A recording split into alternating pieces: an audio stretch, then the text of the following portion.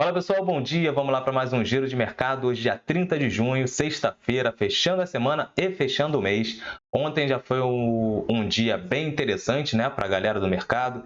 Então, nós tivemos ali um dia cheio, né? Nós tivemos IGPM saindo, nós tivemos também a reunião da CMN, tivemos PIB norte-americano, nós tivemos leitura de pedidos iniciais de seguro-desemprego, que fala sobre o mercado de trabalho norte-americano, né? Então, foi um dia que trouxe alguns indicadores bem interessantes, gerando boas movimentações e algumas respostas no mercado, né? A gente já vai falar rapidamente sobre isso, mas vamos olhar aqui como é que está, fazer um panorama geral aqui do mundo, né? O que está acontecendo. Então, nós tivemos aí Ásia e Pacífico aí estão meio que mistos, né? Por quê? Teve a leitura do PIB norte-americano, uma leitura positiva, né? Mostrou que a economia norte-americana se mostra resiliente. A preocupação sobre a recessão, lembra daqueles direcionadores de mercado que nós tínhamos?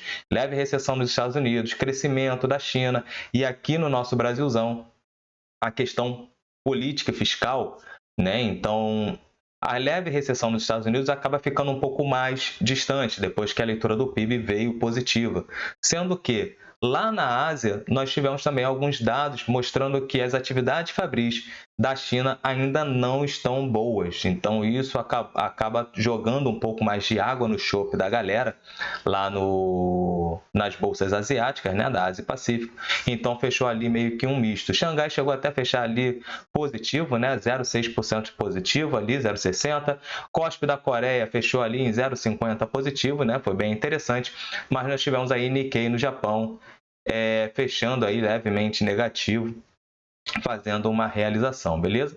Olhando a Europa está 100% ali no campo positivo, todo mundo ali basicamente com 1% positivo na Europa, e a gente vê também os futuros americanos tendenciando uma abertura bem positiva. Lembrando que hoje ainda tem os dados de PCE. O PCE é um dos indicadores que o Fed também monitora, que a gente vai ver ali como é que está o consumo, o gasto do consumidor norte-americano, certo? Isso é bem interessante. Olhando as nossas commodities, nós temos ali petróleo levemente positivo, né? 0,24% de alta, o WTI, e a gente vê aí o Brent 0,32% de alta. Olhando o minério de ferro, está em queda, 0,72%, até porque as atividades fabris da China vieram mais baixas, então isso acaba impactando na cotação do petróleo, das commodities, né? O petróleo que até está um pouco positivo, né? Está na contramão, mas não sei se permanece no patamar que está, certo? Olhando o DXY, está neutro, e os Treasuries americanos, né, que nós tivemos aí algumas liquidações, né, liquidações não, mas uma redução dos rendimentos, onde mostrou que muita gente estava comprando títulos americanos, acabou ficando aí com os rendimentos positivos, então está bem tranquilo. A ADR da Vale lá nos Estados Unidos já está 0,15% de queda, acompanhando a cotação do minério de ferro. E vamos ver o que pode acontecer com o nosso Ibovão da massa aqui, né? Bom, olhando os dados que nós tivemos, né, ali, o PMI industrial da China veio ali, ficou na casa de 49, né, abaixo dos 50, mostrando essa retração. Isso é muito ruim, né, para a economia chinesa, porém, a produção industrial da Coreia do Sul veio positiva, aumentando ali 3,2%, então isso é bem positivo, ainda mais carregado pela produção de automóveis e microchips, beleza? Bom, olhando a Europa nós tivemos aí alguns dados aí de inflação, né? Mostrou que a inflação da Europa está, como pode dizer, branda, né? Está calma, não acelerou, mostrou que a inflação não teve aquela aceleração, e os dados ali de mercado de trabalho também ficou neutro. Então, pode ser que o BCE não seja tão hawkish assim. Então, por isso que a gente vê a Europa subindo forte hoje, né? Porque os dados de inflação estão controlados, né? Vieram numa leitura bem controlada. E nós vimos também os dados dos Estados Unidos vindo bem positivos, né? Então, pedidos iniciais de seguro-desemprego caíram ali para 239 mil, né? Antes a projeção ali de 264. Nós tivemos o PIB chegando aí, né, na sua revisão aí com 2% aí, né? Então isso acabou sendo bem animador para os mercados, então mostrou que os Estados Unidos pode não vir a entrar numa recessão, então mercado de trabalho robusto. Nós temos aí, mesmo com aperto monetário, a inflação meio que cedendo, vamos botar assim. Hoje saiu o PCE, vamos ver o que o PCE vai trazer, né? Mas nós tivemos aí o Bosque, né, falando ontem, e ele mencionando que apoia, né, que assim uma nova alta da taxa de juros, né, se a inflação se afastar muito da meta para o longo prazo, né? Aí veio uma urgência em um aperto monetário. Porém, ele pode esperar, né? Ele menciona que pode vir a esperar aí um progresso continuado na inflação, se isso para não ter que subir tanto assim os juros. Então, pode ser que na próxima reunião venha ter uma calmaria. Não vi como é que está lá na CME a precificação ali, né? A aposta, na verdade, do mercado para ter um aumento da taxa de juros para a próxima reunião. Beleza? Agora vamos falar aqui do nosso Brasilzão, né? Ontem nosso Ibovespa aí subiu quase que 1,5%. Vou mudar aqui a minha tela para vocês e a gente vai mostrar aqui o nosso Ibovão da Massa, né? Nosso Ibovão da Massa que subiu aí quase que 1,5%. Foi bem positivo, né? Nós tivemos aí o relatório falando sobre inflação, então o Campos Neto mostrando que a inflação ela chega a ceder, né, um pouco mais, mostra a desaceleração. E logo em seguida nós tivemos a reunião da CMN, né? O CMN, que é onde tem ali, participa o Haddad, ministro da Fazenda, nós tivemos o ministro do Planejamento, Simone Tebet, e o presidente do Banco Central, Rodrigo Campos Neto, né? Eita, agora que até me faltou aqui, eu chamo de Campos Neto, vamos falar de Campos Neto, nossa, RCN. Bom, e participa o presidente do Banco Central, né? Então, dentro dessa reunião, foi mencionado que a meta da inflação ficaria em 3% e ficaria para 2024 e 2025, certo? Então, já mostrou aí que a meta será mantida por esse período. Eles se reuniram mais para falar sobre 2026. E o que o Haddad, né, e o conselho ali, né, ele definiu que vai ser uma meta contínua. Isso abre espaço para a política monetária ser um pouco mais tranquila, não precisa ser tão dura assim. Então, como a inflação já vem desacelerando e aumenta um pouco mais o horizonte para você perseguir essa meta, controlar essa meta, isso abre espaço para o Banco Central ser um pouco mais dovish na sua política monetária, porque você começa a ter um espaço maior, você tem mais manobra, mais espaço para manobras, certo? Então, com isso, a gente já viu os DIs que começaram a ceder, né, mais forte, ainda mais a ponta curta, né, cedeu bem, a ponta longa também teve a sua cedida, e já tem gente já precificando uma taxa de juros na casa de 9% ali em 2024, certo? Então, para isso, para chegarmos nessa Selic de 9%, a gente está falando aí que na próxima reunião já pode ter aí até mesmo o corte de 50 base points, como alguns economistas já estavam mencionando. Então, isso foi muito positivo, isso acabou animando bastante o nosso Ibovespa. Nosso Ibovão da Massa que subiu aí quase que 1,5%, segurou aqui, recuou até ali os 116 mil pontos, como eu falei que tinha espaço para essa realização. Mas por que tem espaço nessa realização? Ah, Vini, então hoje quer dizer que o Ibovespa vai subir mais 2%, mais 5%, mais 6%? Não sei, ninguém sabe. O ponto-chave é que para o Ibovespa voltar a subir, precisa ter dinheiro para botar dentro das ações. Precisa comprar ação para fazer o Ibovespa subir. Muitos fundos, eles não estão tão alocados assim em ações no mercado de renda variável. Esse dinheiro pode voltar para a renda variável. Então, tem muita gente fora. Agora, se tem gente fora, será que vai perder essa pernada aqui que teve? Vamos pensar como gestores de fundo, como grandes investidores. Você vai perder? Não. O que pode ocorrer? Pode ocorrer uma liquidação, vendas a descoberto, o BTC bombar, né? Quem tem suas ações vão alugar suas ações, certo? E dar esse mais um recuo para depois voltar a subir ou então corrigir um pouco mais para fazer essa rotação de carteira, ainda mais em setores. Se a gente olhar aqui, por exemplo, ontem nós tivemos aqui o setor financeiro subindo bem, nós tivemos aí consumo cíclico também subindo bem, ainda mais animado pela questão do IGPM vindo um pouco mais fraco, né? Mostrando essa desaceleração, o relatório de inflação mostrando essa desaceleração na inflação, e nós tivemos também as falas, né? E os dados do mercado norte-americano. que acabou animando muito mais os mercados. Então, isso mostra que possa vir a ter um início do ciclo de corte da taxa de juros, tem espaço. Petróleo e gás também, né? Mesmo com o petróleo ali não tão animado assim, né? Porque tem uma perspectiva de uma demanda sobre combustíveis pela China não ser tão bom, então isso acaba atrapalhando um pouco o setor de petróleo e gás. Nós tivemos materiais básicos subindo, né? Mas nós tivemos aqui, ó, por exemplo, Klabin e Suzano caindo, vindo na contramão do setor. Isso pode ser o quê? Isso pode ser uma rotação de carteira, por exemplo. Né? Então, muita gente estava posicionada em Klabin, vende Klabin, compra Gerdau, compra Bradespar, compra Vale. Então, tem uma rotação de carteira que é natural isso acontecer, até porque pode não ter dinheiro novo no Ibovespa, e sim, então, o dinheiro que já está dentro do Ibovão, ele vai ser rotacionado para equilibrar as carteiras, beleza? Bater quem já subiu muito e comprar quem apanhou muito, beleza? Bom, então, Taesa, por exemplo, aqui, ó, a gente vê aqui nas utilidades públicas, veio na contramão, a única que cedeu. Agora, por que Taesa cedeu? Taesa cedeu porque a maior parte da RAP, né? A RAP é a receita anual permitida, né?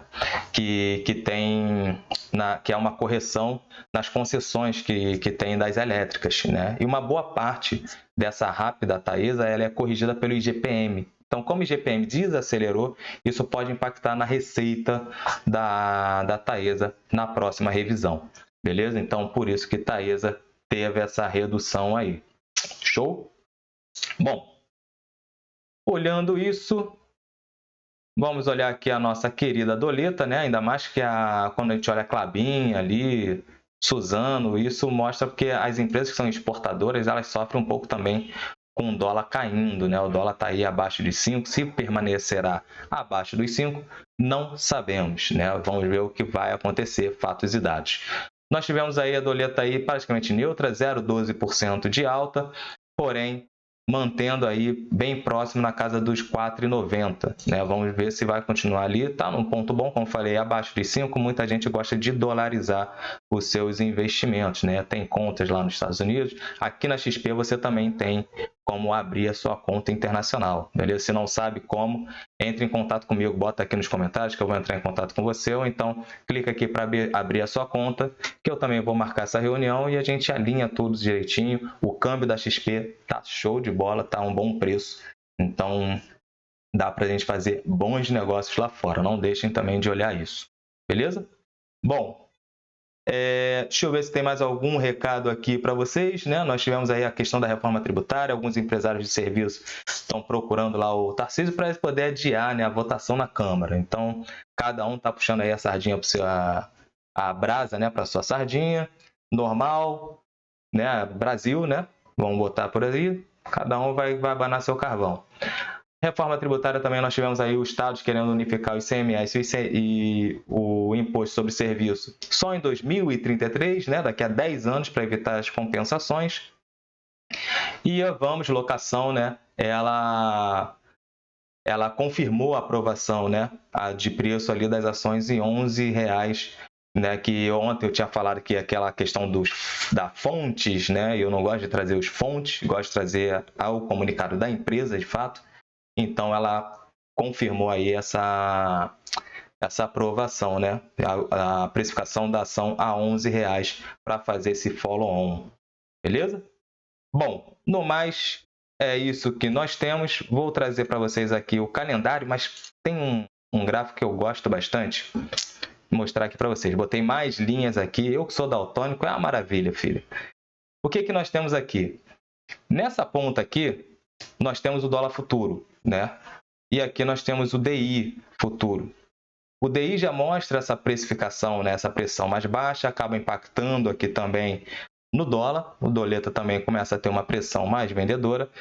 E nós temos aí uma correlação inversa, né? Negativa, aqui no caso, com as bolsas, os ativos de renda variável, né? Que seria o nosso Ibovão da massa.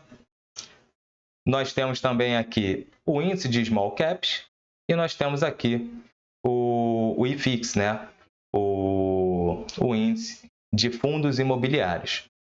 Dê uma olhada nas small caps, assim como lá nos Estados Unidos as small caps tendenciando a uma recuperação, a uma alta aí, né, já sinalizando, aqui não está sendo diferente, certo? Aqui o que acontece? Quando a taxa de juros começa a ceder e quando ela começar a ceder de fato, a gente vai ver algumas small caps subindo e subindo forte, né? Porque isso tira a pressão da alavancagem financeira, né? Dos balanços dessas empresas que são menores. São empresas que dependem muito de capital para fazer seus investimentos e para proporcionar os seus crescimentos, beleza? Então você vê que o índice de small caps ele tem uma volatilidade maior, é mais sensível às quedas aqui, tanto de dólar quanto do DI, beleza? Bom, vamos falar aqui da nossa agenda para a gente já caminhar para o final, certo? Nós temos hoje aqui o índice de preço ao consumidor, né, o CPI, lá na zona do euro, né, a taxa de desocupação, então veio em linha, né? Ontem o nosso espectador, eu respondi a pergunta para ele se a Europa estava numa estagflação, então a gente ainda mantém ali a sua taxa de desocupação, o mercado de trabalho continua tranquilo, e nós tivemos aí o CPI, né, vindo basicamente em linha. O atual veio 5,5, nós tínhamos o anterior em 6,1 e o consenso veio 5,6, ou seja, veio levemente abaixo do consenso. Porém, veio numa desaceleração muito interessante com o anterior, com a leitura anterior. Isso anima os mercados na Europa, certo? Hoje nós temos aqui no nosso Brasil a dívida bruta em relação ao PIB. É interessante a gente analisar, porque isso aqui impacta no nosso CDS, né, que é o nosso risco país. Isso impacta, então isso acaba gerando preço em termos de juros, prêmio, né, no caso. Então, quem vai emprestar dinheiro, quem vai investir aqui no Brasil, se isso aqui estiver muito alto, o nosso CDS começar a ficar muito alto, eu, que sou investidor, vou querer um prêmio maior, até devido ao risco, beleza? Bom, nós temos hoje também a taxa de desocupação, nosso famoso CAGED, vai vir aí. O consenso é de 8,3, o anterior estava em 8,5. Vamos ver como é que está o nosso mercado de trabalho. E aqui às 9h30 nós temos o núcleo do PCE, onde vai mostrar como está sendo o consumo do cidadão norte-americano. Esse indicador é um indicador que o Fed olha com muito carinho. É isso e o mercado de trabalho. Então, fiquem atentos às 9h30 da manhã que vão sair esses dados. Isso pode gerar movimentação, tanto no índice quanto no dólar. A galera do curto prazo que gosta de fazer o giro, né? Ali, então, fiquem atentos aí, 9h30, que vai sair indicador. Isso pode gerar movimentação. Então, minha sugestão, não esteja posicionado às 9h30. Espera o indicador sair, espera como o mercado vai digerir, aí sim você toma a sua decisão. A galera do longo prazo, aproveitem as liquidações. Tem muita coisa ainda barata, nossa bolsa tem muita oportunidade, muito dinheiro ainda não voltou para o Ibovespa, tem muito dinheiro fora do Ibovão, então nós temos sim possibilidade de ter novas altas. Porém, ninguém é bobo, ninguém é bobo. Quem perdeu o bonde vai querer se posicionar melhor, o mais próximo, né, dos melhores preços possíveis. Então, pode ter ainda aqui uma liquidação? Pode. Pode ter uma lateralização? Pode. Porém, o cenário para o Brasil é positivo. Para a Bolsa Brasileira, o cenário é positivo. Beleza? Bom, deixa eu voltar aqui para o meu rostinho lindo.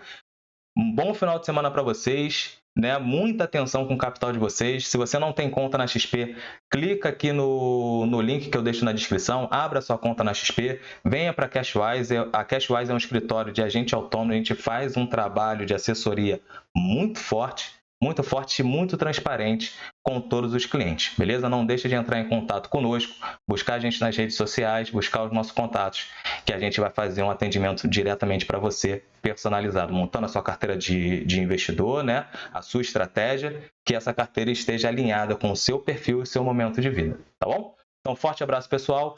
Até segunda-feira com mais giro de mercado. Valeu!